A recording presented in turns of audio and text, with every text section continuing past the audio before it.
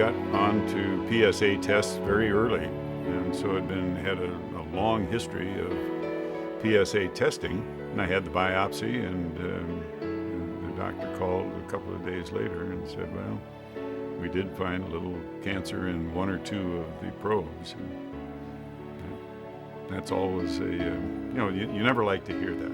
I didn't, to be honest, know a lot about what prostate cancer was, even where the prostate was in the body, until I discovered that I had an elevated PSA. When I first got prostate cancer, my PSA was going up, and I said, oh, I think I'll just get a biopsy, but I know it'll be negative. And then, of course, when it was positive, I was shocked at how shocked I was.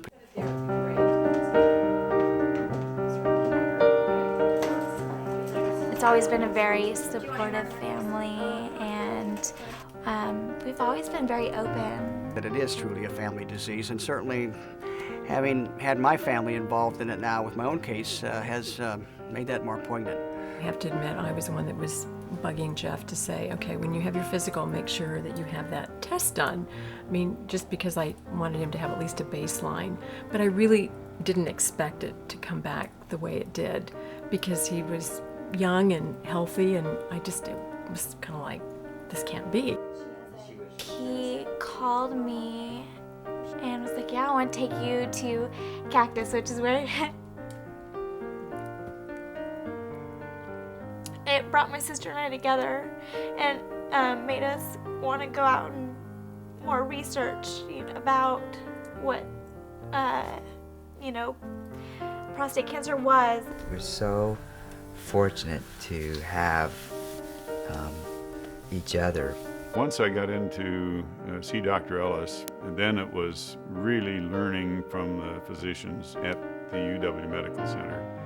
And they were very careful in laying out all of the options. I personally, because I felt, physically fit and I think mentally strong, I just wanted to get it out of my body. I did not want to ever have that as a voice in my head. I very carefully tried to find out through questioning and reading just what was at stake with each of these options. There was no question that I was going to be treated here. We had become what I consider one of the top prostate cancer centers in the country, and why would I go anywhere else? I think my father, having had prostate cancer, has really cemented or confirmed my interest to really pursue a career in this area. There's a lot of very good fellowship programs that are excellent in terms of clinical training, but the Hutch is really known for its research emphasis as well, and the amount of resources and effort at the Hutch that's devoted to research really was a huge factor in my decision to come here. Since I've come here, I have learned an awful lot about the late stages in the disease. It's a very, very sad and debilitating disease at the end stages. So everything we can do to understand this disease and stop bone pain and decrease the number of fractures in these patients, because patients with late stage disease generally have prostate cancer metastasis to the bone. By taking care of patients, you have the chance to individually touch lives. By doing research, you can do things that have an impact on a much larger scale. Obviously, we have resources here. We have a fantastic infrastructure, and that infrastructure has allowed us to progress greatly in our research. However, we do need more people, and so that's why this external funding is extremely important.